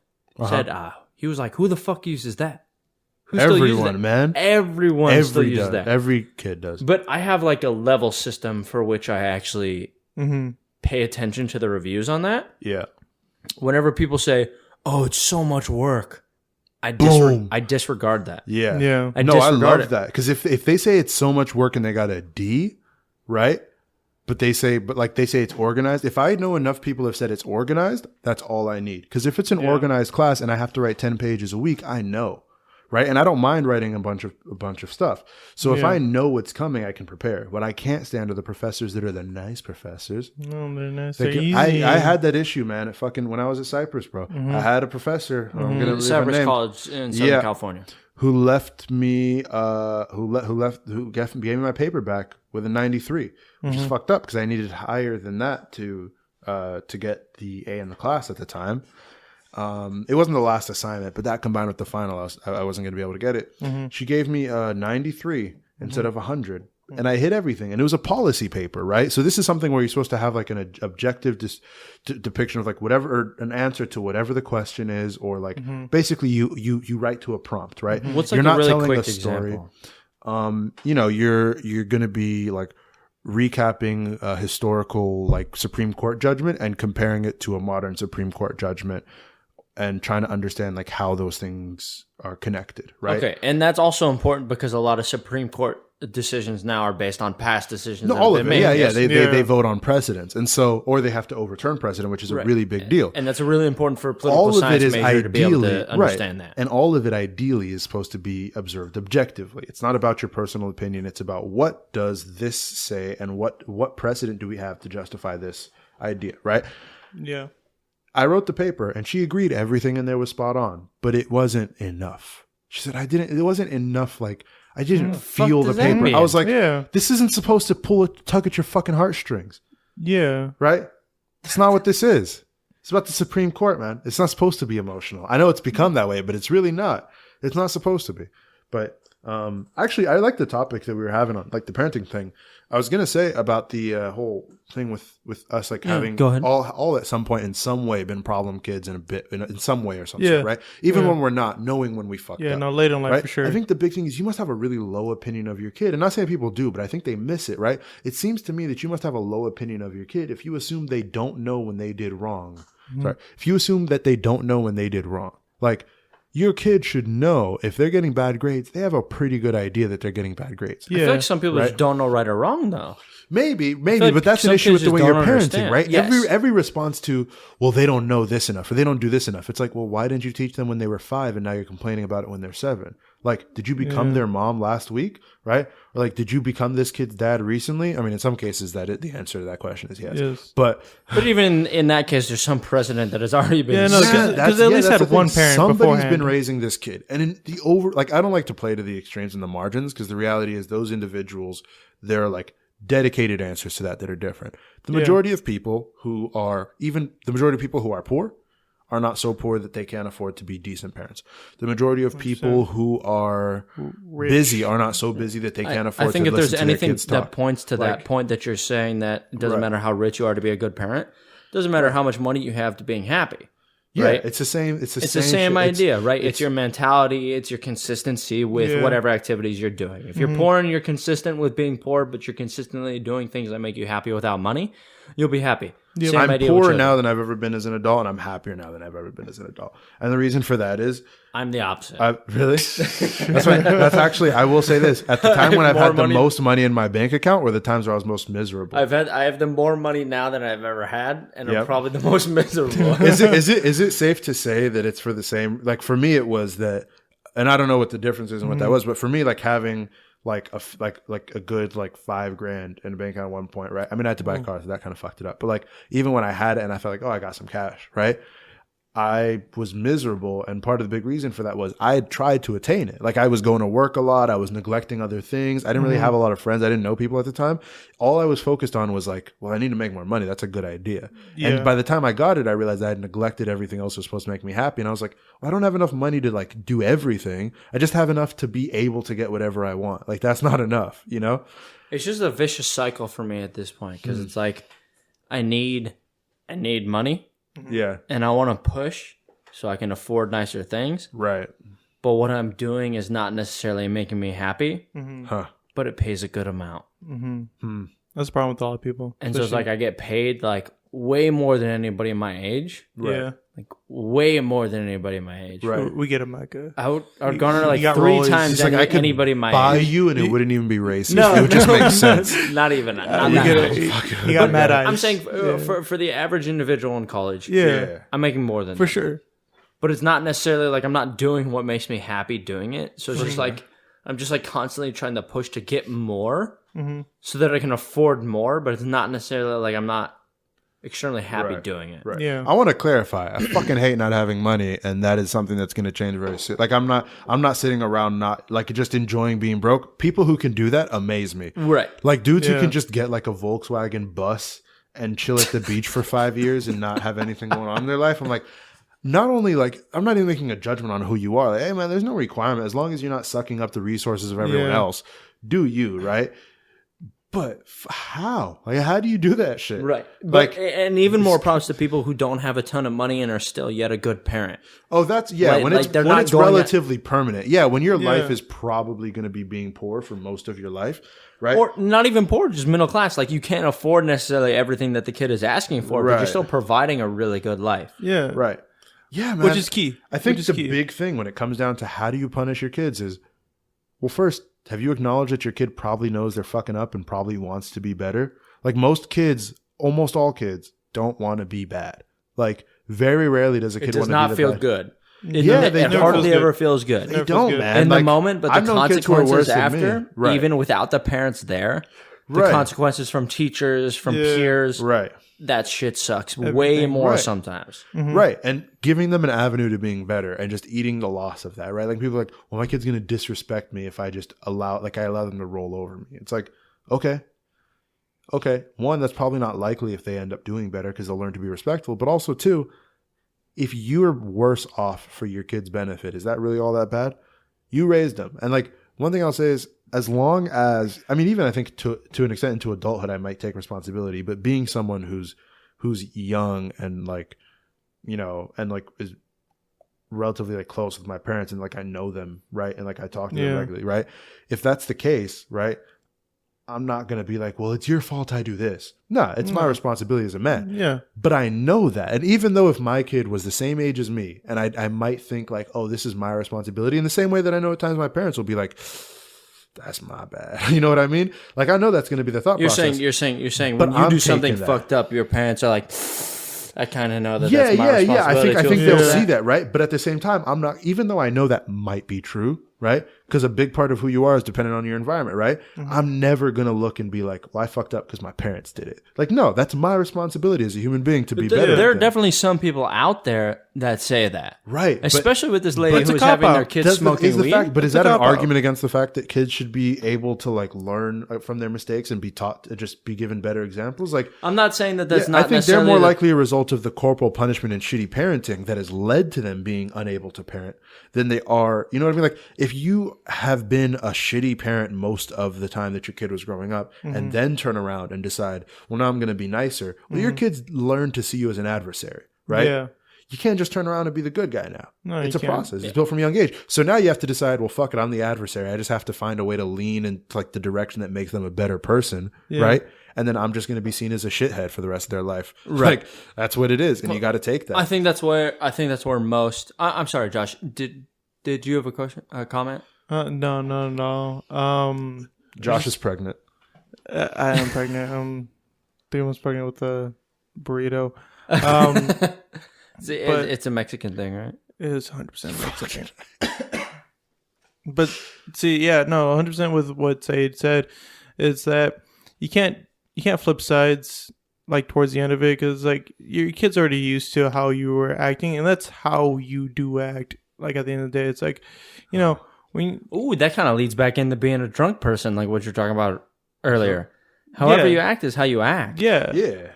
You drink, it just brings it out a little bit more. 100%. It does. You have a kid, same idea. You get stressed, how you act gets brought out. Yeah. Right. You're not going to beat the shit out of your kid unless you're already kind of a piece of shit. Yeah, because it's like, look here, this is already how you behave. Sorry to all the people who beat the shit out of their kids.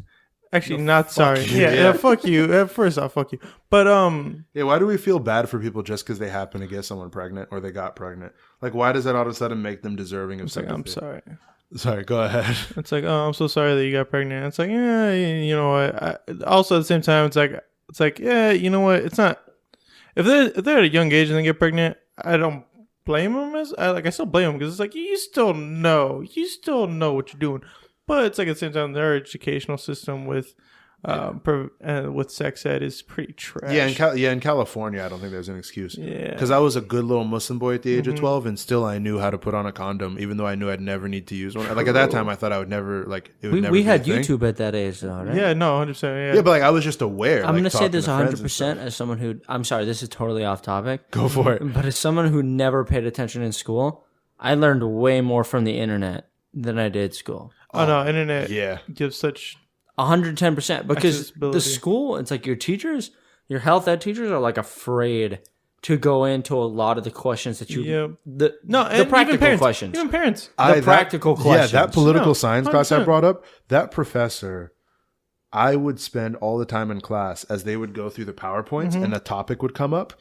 I would see that topic, Google whatever was about it, and I would read online while they were attempting to lecture because they sucked. And so I would learn in class by myself through the internet while they were attempting to teach, because that's how shitty they were. And I got a fucking A for it. A note to all teachers, you got to be topical. If you're not updating your curriculum year round, like every year to what's facing, especially now with how quickly things are updating in our society, especially with sex ed, especially with all these other things, if you're not trying to catch up and pay attention to all these other things going on, you're missing the point. Yeah. Yep. But also again, like teachers are afraid, parents are afraid to even like teach your kids about basic things. Because I mean, like the parent was at some point someone who obviously had to have coitus and then ended up having kids. So I was like, yo, just teach your kid how not to have a kid and you're Gucci. It's like, it's not that fucking hard. I think at some point this all comes back to the children. I forgot where our point even started. We got completely off. I don't know. Don't beat your kids. Don't beat your kids. Don't let your kids smoke as well. I think that's what we're all coming up to at the end. You shouldn't. If you have to beat your kids, you should have done something beforehand. When we say beat, we mean like don't. I'm saying at all. If they need to feel pain physically, you should have done something a lot earlier that would have prevented it from getting this far. Right. Okay. Yes. Yeah. And no matter what you're doing, be consistent. Yeah. Be consistent. Don't let them smoke weed, please. Yeah. Like, they're too young. Don't do it. Physical punishment was much more likely to come from my mom growing up, but hearing your dad's coming home was still fucking terrifying. Oh, so far. It just was, because that was just the reality. Like, that was just scary. I know I wasn't going to get my ass beat, but use the belt on me one time for 10 years. That shit scared me. No, 100%. That's Maybe sometimes corporal punishment works. In my case, it did. Just threat your kids. All right, guys. Maybe sometimes. All right. Maybe only a little bit. Only a little on their bit. birthday. Only when they're really happy to bring them down a peg. Make it memorable. Just to let them know that life really isn't all happiness. All right. We'll see you guys.